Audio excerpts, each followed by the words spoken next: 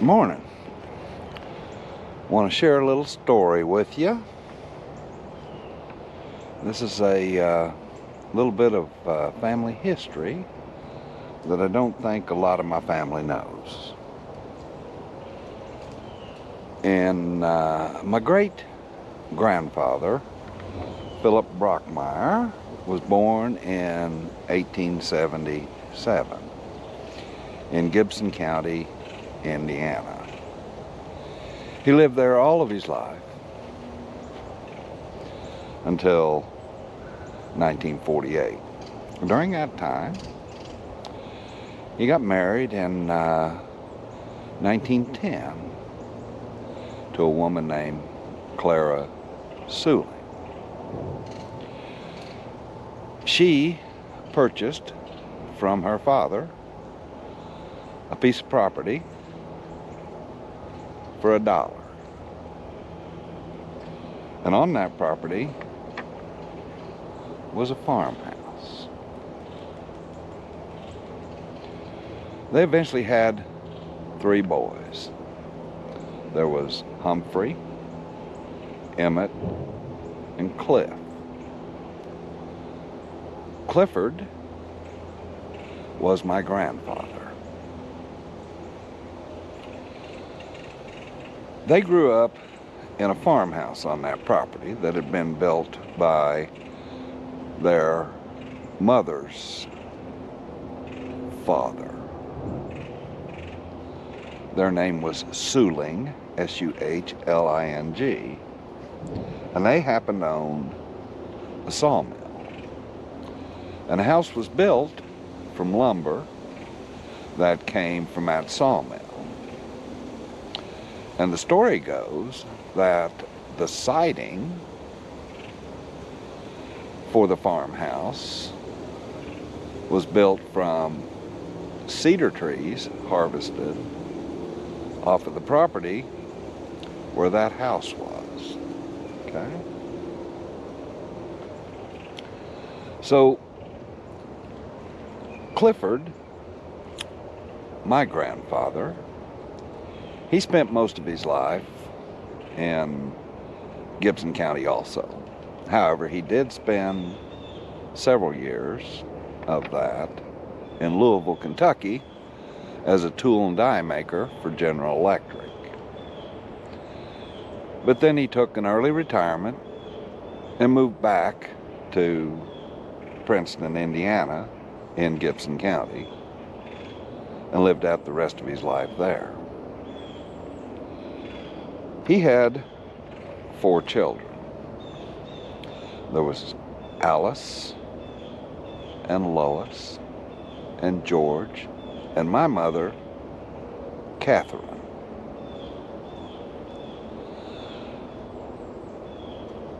I have a picture of the old farmhouse that was taken, I'll put the date up, I can't remember, I think it was around 1981, an aerial photograph that shows the old farmhouse on the property. But to get to where I'm going is that my mother grew up there. She was born in 1933, and so she left home in 1951 at 18 years of age. When she left, she took with her a hope chest. And that's where this story, my part or engagement in this story, comes in. Because you see, she met my father shortly after that and married him. My sister was then born in 1952 and I was born in 1953. I never met my great-grandfather, Philip, because he passed away in 1948, which would be 5 years before I was born. But I did meet my grandfather, Clifford, and spent some time with him. I would say that I didn't spend a lot of time with him, but we saw him every other year or so. You see, I grew up in southwest Missouri, and during the summertime, we would take a trip to Indiana to see him, or when I was younger, we would take a trip to Louisville, Kentucky to see him, or he would come down here. He especially liked to come down here because of all the old flooded mine pits that we had. He did scuba diving. Taught my dad how to scuba dive. I was too young at that time to scuba dive, but he taught me how to snorkel, and even bought a pair of flippers for me to put on so that I could explore around while they were scuba diving. But at any rate, there's a piece of this story that I'm going to be working on now. And it all revolves around the farmhouse and my great-grandfather's life there, and a legacy that they gave that I wasn't aware of and I didn't know anything about for years and years.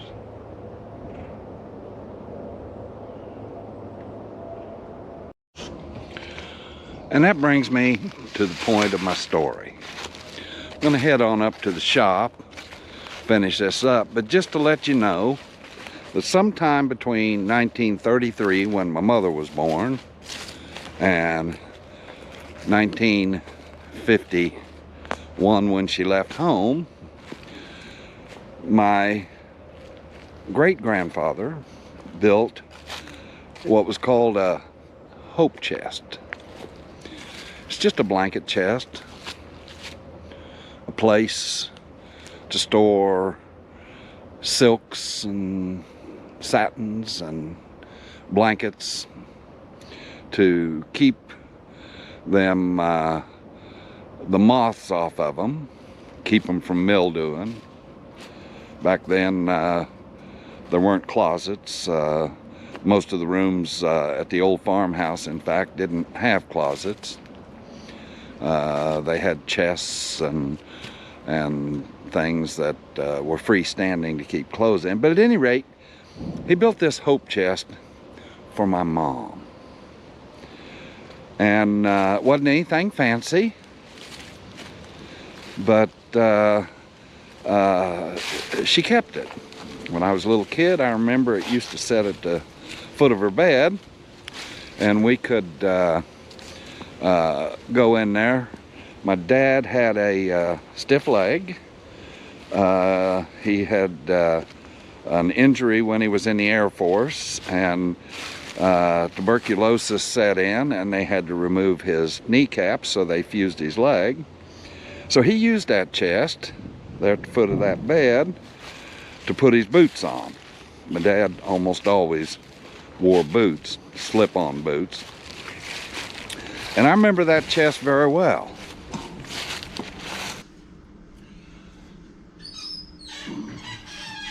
And that brings me to the point of my story.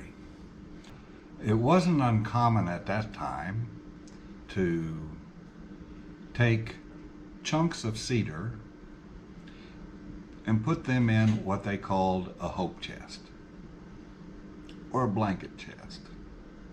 Sometimes even drawers in a chest of drawers where clothing was being stored. So he grabbed a couple of pieces from those trees he cut down in the front yard. of that homestead. And he tucked them away inside of a blanket chest. My mother ended up getting that blanket chest. And these are the cedar pieces that were in that chest. I didn't know the story, didn't know what they were. But my father became ill in 1990 and found out that he had a terminal sickness. And while I was there, he told me, "Son, you do woodworking, don't you?" I said, "Yeah, sort of." And he said, "Go in there in your mother's hope chest and get those 2 pieces of cedar out." And I did. And they look like this. Okay? I wasn't impressed. I mean, you can get a piece of cedar anywhere, especially around here, until he told me the story. That my mother's father, my grandfather, had told him where these came from. I don't know that my mother ever knew that they were from the actual trees grown there on their home site on Seed Tick Road. But my dad told me, said, "Take those and make something special out of them." So these 2 boards, these tree cookies, if you will, have been tucked away in my pile of legacy wood ever since that day. I got them out a couple years ago and was going to try to do something with them, and nothing struck me as being appropriate. But now I think I'm ready to do something. You see, my daughters are now grown and have children of their own. My days here are limited, and I need to do something with them. So what I plan to do is I plan to write up this story and attach it to the back. And I'm going to take the front of it and I'm going to sand it. Take the roughest of the edges off. And I'm going to take that photo that I have that shows my mother and her brother and 2 sisters sitting on her grandfather's lap, my great-grandfather. And I'm going to cut a hole in here. I'm going to mount that picture in here. And I'm going to give it to them for Christmas. So that's the project. There's no time like now to get started. So I have the cutout marked right here. Okay? Have a hole drilled in opposing corners. Ooh. Get that out of the way before it becomes a problem. Yeah. Came apart here. That's what I was afraid of. Okay.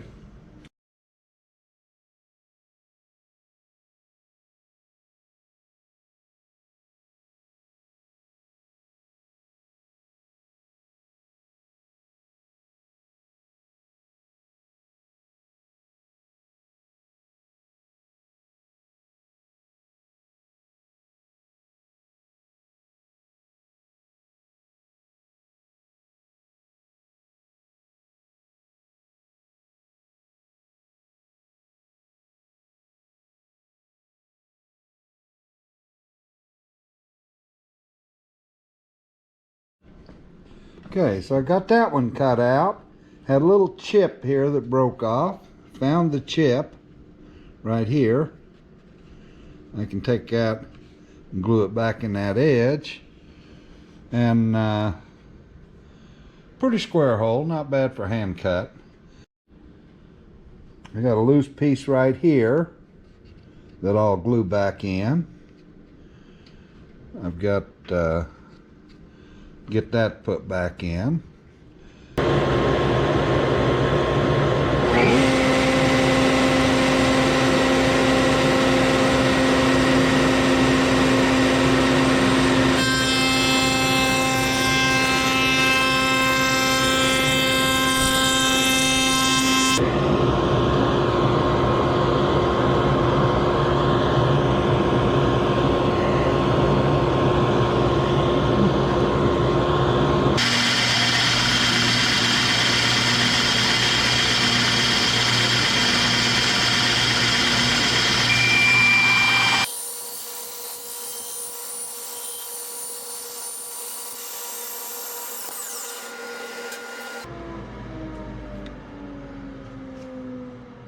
So it gives me a profile that will look like that. Okay?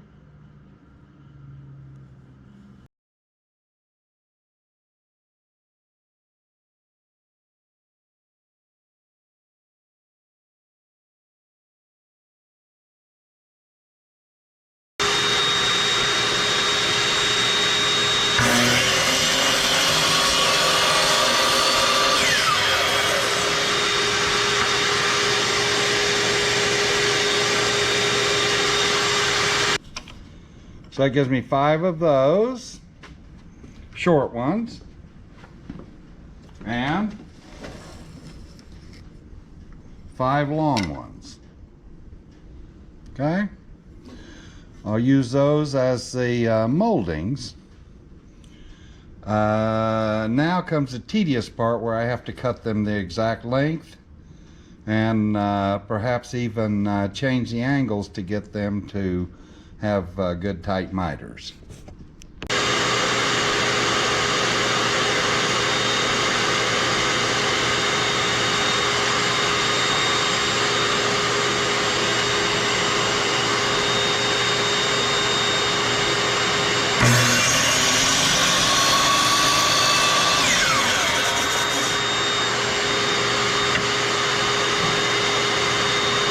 And it should be about a 1/16 of an inch long now.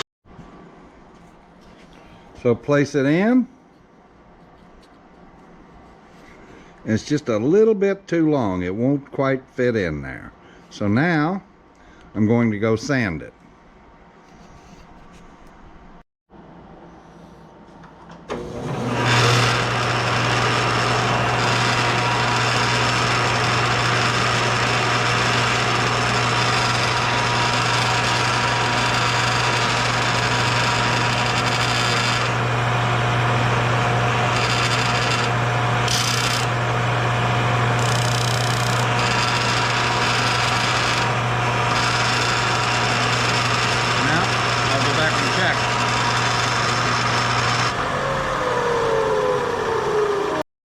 Well, let's see if it fits in there.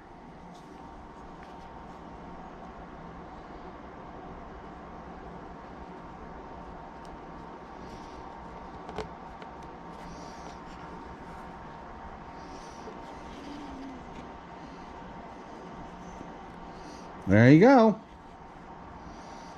Perfect fit. Now, I'll take it out and glue it.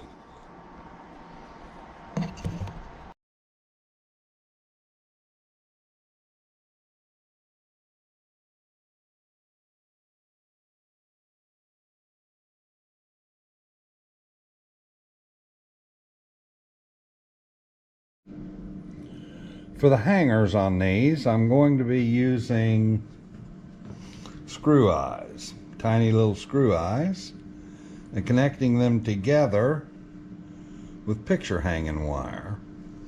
I want to put them on before I paint them. This wood being fragile, I don't want it to split, so I want the least amount of friction that I can, and the wax will help it cut threads as it goes in.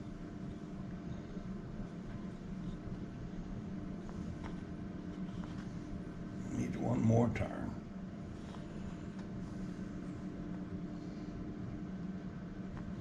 There. Now, I won't put the wire on it until I finished with this. Okay, I'll explain to you what my thinking is and what we have here. You'll notice that there's several uneven marks, saw marks here. Okay. They were most likely made with a hand-powered crosscut saw. Most likely, since it is sawn across the grain, most likely it was a buck saw. Buck saws were used by one person or two. They had two men and one person buck saws, but they were used primarily to cut sawbucks, okay, which is chunks of logs. They may be used for firewood, or they may be used for saw logs, where they're cutting a long log into shorter pieces for handling. So my thinking is that I can bring out the color of the wood, the grain, the knots, and leave some of that texture from the saw. And once I put a finish on it, it'll show up. Okay? Then this will be the top here, and this will be the bottom, and the photo will go in here. Okay?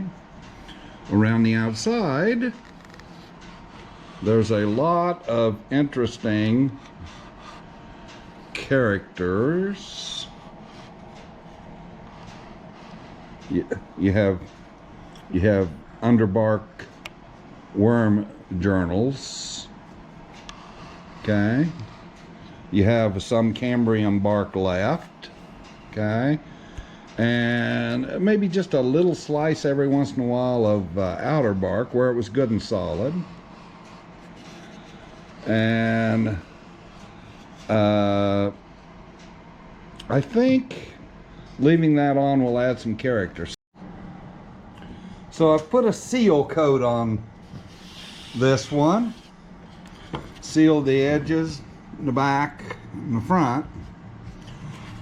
You'll notice that where it has side grain, where the grain runs parallel, this picked up a sheen. Okay? I really don't want the sheen on it. So what I'm going to do is I'm going to sand that off before I put the second coat on.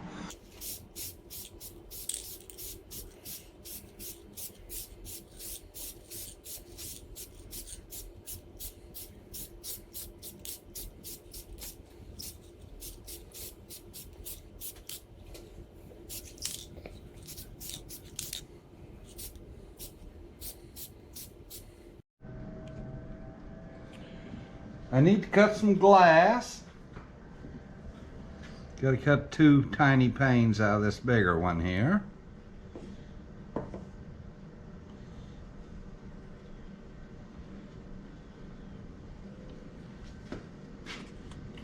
And they're going to be 4 by 5.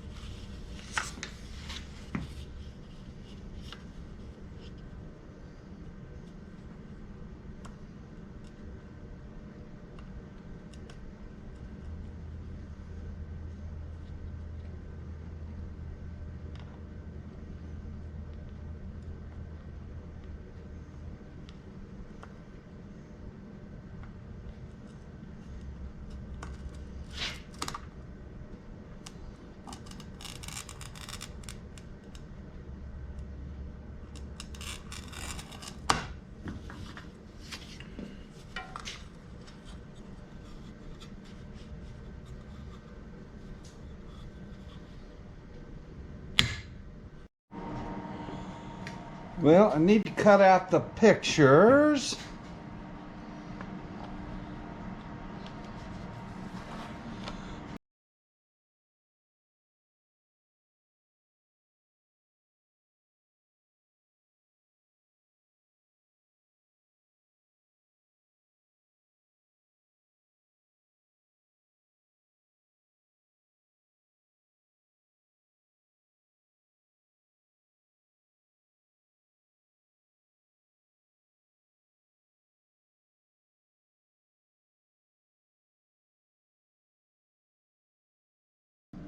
I think we can make that work.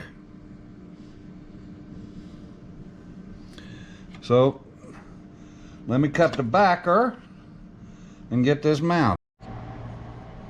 Okay, so I'm gonna hot melt glue this in place.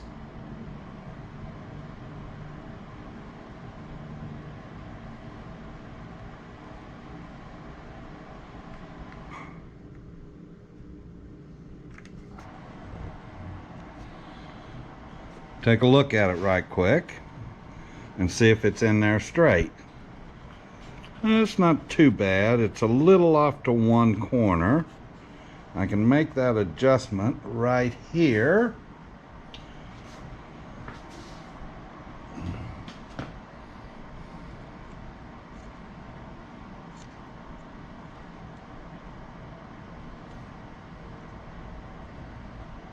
There. It's pretty good. Not bad.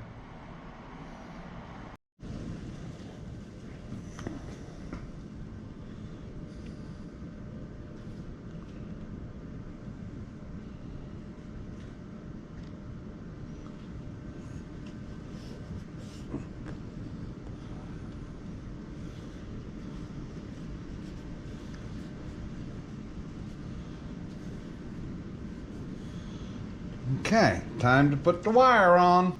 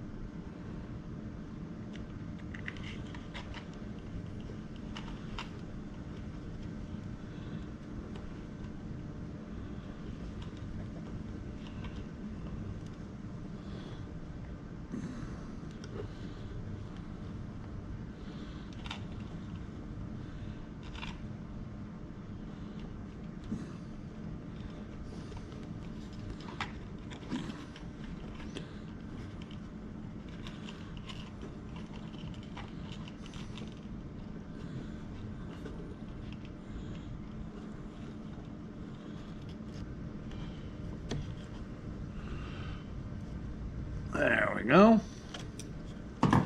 And a couple wraps.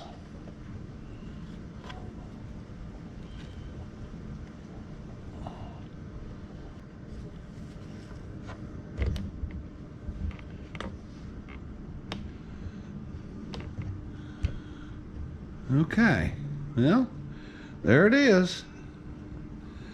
Got the picture, got the story. I think it's ready to go.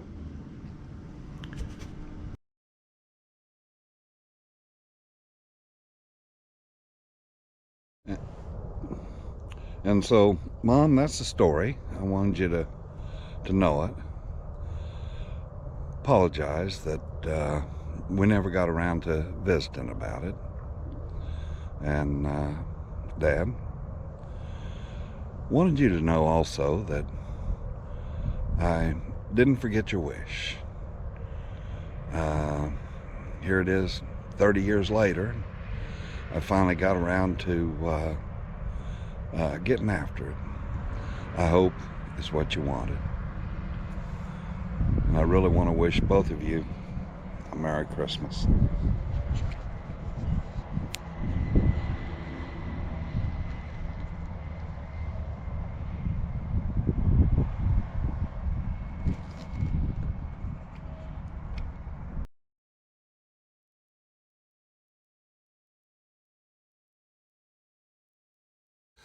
I do appreciate you watching, and you have nothing less than a wonderful day.